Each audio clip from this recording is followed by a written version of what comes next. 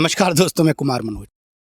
आपने हमारे जो कुछ वीडियोस चंबल को लेकर हमने बनाए, आपने जिस तरह से कमेंट बॉक्स में और मेरे फेसबुक मैसेंजर पर आपने जिस तरह से बहुत सारे सवाल भेजे हैं, आपने प्रश्न किए हैं, आपने हमसे रिक्वेस्ट की थी कि आप कभी हमको चंबल की बीहड़ का वो इलाका भी दिखाइए जहाँ पर ये डाकू लोग रहा करते।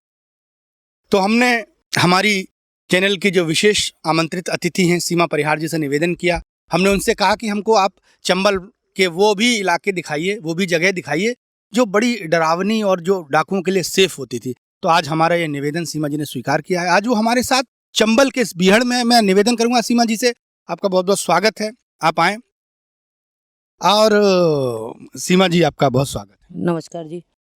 और हाँ, आपसे एक निवेदन ये है कि आप हमारे चैनल कवि कुमार मनोज को ज़रूर सब्सक्राइब कर लीजिए। तो सीमा जी आपसे मेरा सवाल ये है कि ये जो बीहड़ है, आप देख सकते हैं, ये चंबल का बीहड़ है, ये उधर जमुना नदी बह रही है, ये कल के बहती हुई नदी इस समय उफान पर है, बरसात का मौसम है।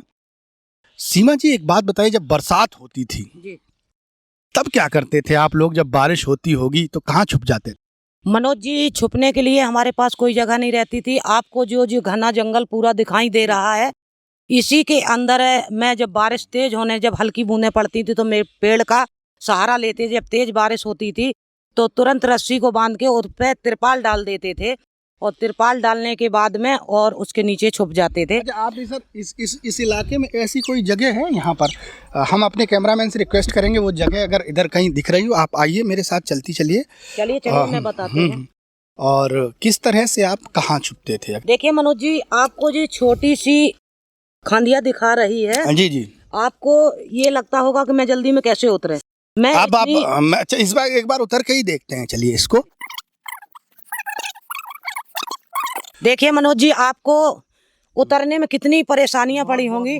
मैं अपनी राइफल को लेके और उसका अम्लेशन लेके, कारतूस लेके, 3-3, 4-400 कारतूस होते थे। तो मैं ये खंदिये में उतरते थे, पूरा सामान का पिट्ठू भी साथ में होता था। और जब मैं लेके उतरते थे और आके जो आपको ये जगह दिखाई दे रही है, मैं यहीं पर जगह पे टेंट लगाते थे। टेंट लगा के, मेरे पास कोई खुरपी और फोड़ा नहीं होता था।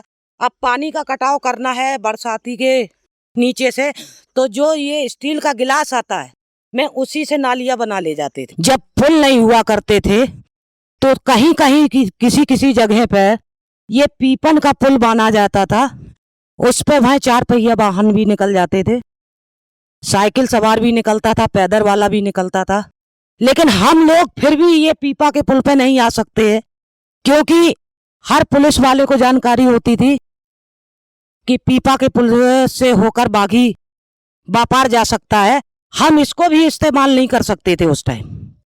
और अगर मैंने किया है तो पहले अपना एक कैंडिडेट को भेजते थे, वो पूरा सर्च करके आता था। तो ये कहते थे कि अगर कोई वहां पर पुलिस होगी तो हमारा एक ही आदमी मारा जाएगा, पूरा गैंग नहीं जाता था। जब वो आदमी पूरा पार करके अगर जहां जहां पुल थे निकल जाता था तो वो हमें सूचना करके फिर लौट के देता था कि वहां पर पुलिस नहीं है, तब हम लोग पार करते थे। नहीं, जब जमुना जी में होता है तो कोई इसके अंदर नहीं घुलता है।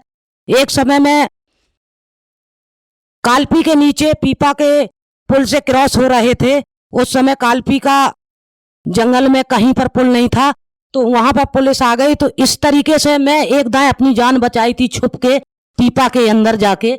और जब वहां से पुलिस निकल चुकी थी तो हम लोग डरते डरते फिर वहां से निकले। और निकलने के बाद में तब मनोज जी मैंने जिंदगी बचा पाई है। जमुना जी और चंबल में जब मैं उतरती थी तो मात्र एक नाव का सहारा होता था। कभी कभी नाव नहीं मिलती थी तो हम लोग तैर के निकलते थे, जहां तक पांव टिकते थे तो पैदल चलते थे, नहीं फिर तैर के निकलते थे। आज चंबल वो हो चुकी है कि हर जगह जाने में टाइम नहीं लगता है और बिल्कुल पुल के आश्रय से गाड़ी जा पार की बापार जाती है। और हमारे जमाने में वो भी नहीं था। लेकिन आज मैं सभी देशवासियों का धन्यवाद करना चाहते कि मैंने जब 17 साल काट के जब मैं समाज में लौट के आई हैं, जो आप लोगों ने हमारी पीढ़ा को समझा है, जो प्यार मोहब्बत हमें दिया है, तो मैं चंबल की घाटियां तो भूल गए, आपके प्यार में खो गए हैं। क्योंकि प्यार इतना चीज होती है, क्योंकि मैंने छोटे पे अपने माँ बाप का प्यार नहीं जाना था और बहन भाई का प्यार नहीं जाना था। लेकिन आज जो हमें देशवासियों ने जो प्यार दिया है, तो तो मैं अपनी पीढ़ा को भूल के, लेकिन आप लोगों में घुल मिल गए हैं।